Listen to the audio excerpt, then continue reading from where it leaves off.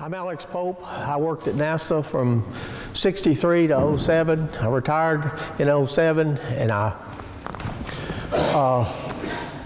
went to a climate lecture by Tom Weissmuller, who is one of the speakers tomorrow, in '08, and I've been studying climate for 8 years. Alex, stand closer to the mic.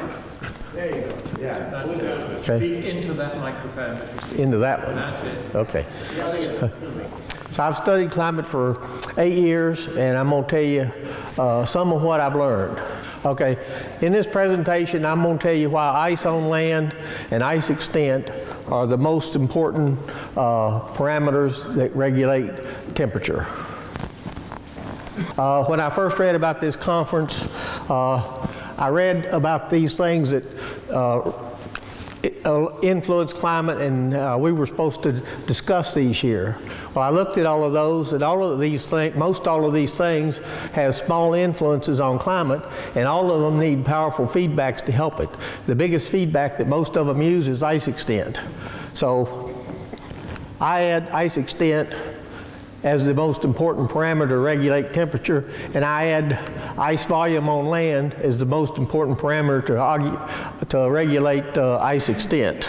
This chart showed up on What's Up With That, Anthony Watts' website. It is posted by Sturgis Hooper in 2014, and it has time periods that are 500 million years on this left, 60 million to 10 million years, and then 5 million to 1 million, 1 million back to the 20,000 years ago, and the modern 20,000 years. I don't talk about the chart on the left, so I cut it off, and I'm going to go with this chart down here. All right. So 50 million years ago, there wasn't much ice extent or ice on land on Earth, and it was a lot warmer than now. 20,000 years ago, there was a lot more ice on Earth, and it was a lot colder than now. In the modern 10,000 years, we've got a lot more ice than we had 50 million years ago, and a lot less ice than we had 20,000 years ago. Okay, this ice extent, all of these cycles on this chart are ice cycles. Every peak is a warm time when it's snowing more, and every valley is a cold time when it's snowing less, and all of these cycles are ice cycles. It snows more, it gets cold, it freezes the oceans, and then it stops snowing and it warms. So all of these are going on for the whole time. All right, if you plot the ice accumulation rate, the ice cores have depth and they have the temperatures. And if you use that depth to calculate an ice accumulation rate, you get really strong correlations between temperature and ice accumulation rate. When it's warmer, it always snows more, and when it's colder, it always snows less. If you look at the ice accumulation out here millions of years ago, thousands of years ago, that ice has been compressed and it has flowed out, and the peaks are smaller because the ice is not there any longer. If you look at the last 10,000 years, the last 4,000 years, this ice accumulation rate looks like it's a lot more. That's because that ice has not been there long enough and it's not compacted yet. There's still air bubbles in it. If you look at 4,000 years ago back to 12,000 years ago, that ice has been compacted, but it hadn't flowed out yet. So it's mostly still there. So, and you can see the correlation between the ice accumulation and the temperature. If you look at the last 130,000 years, you can see that out here the ice is starting to flow out and the peaks are coming down a little bit compared to up here. When Earth warms, it thaws the polar oceans, and as it warms, ice accumulation rate increases. When Earth cools, ice accumulation decreases. And that's because the snowfall is the highest when it's the warmest, because the most oceans are thawed. The snowfall rate is the lowest when it's cold because the polar oceans are frozen and the snowfall is less. Okay, so when the temperature is increasing, it's because the ice extent is decreasing. When the temperature is decreasing, it's because the ice extent is increasing. The warmest time is the time with the maximum ice extent. The coldest time is the time with the coldest time is the time with the max ice extent. The warmest time is the time with the minimum ice extent. Somewhere on this curve, on this line going up, is the minimum ice volume, because ice is depleting and flowing out. But at some point here, the snowfall rate catches up, and from there on up, it snows more than melts. So you've got minimum ice volume somewhere on this line, and you got maximum ice volume over there after it has snowed for a lot of years. If you pick a time on this temperature line going up and on the line coming down, those temperatures are equal because I picked them.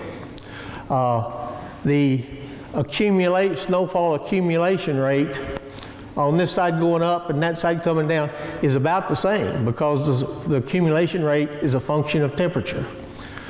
The melting of ice on both sides is about equal, because the ice extent exposure is about the same and the temperature is about the same, so the melting is about the same. So basically you've got every warm cycle puts ice on land, and every cold cycle lets it deplete. And you get down here, and the ice cycles got bigger for 1 million years, and then this last time we came out into a new modern normal. People talk about all of the different things that influence temperature and climate.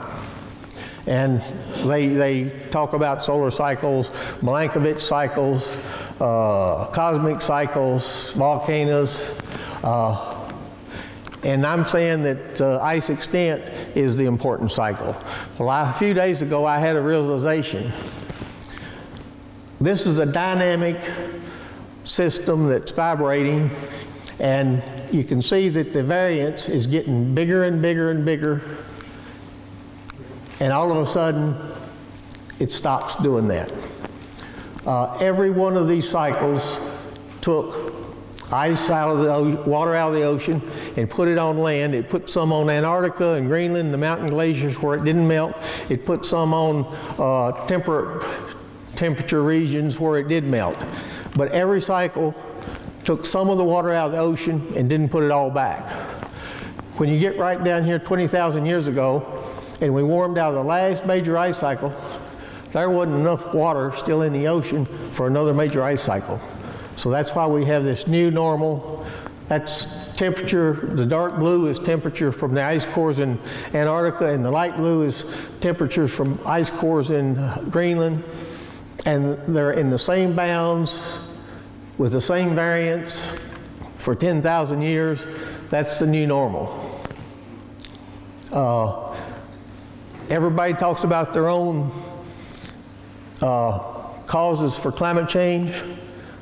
They resonated together. So everybody that says they have something that correlates with temperature, it did part of this. It all resonated together, and the result is where we are now.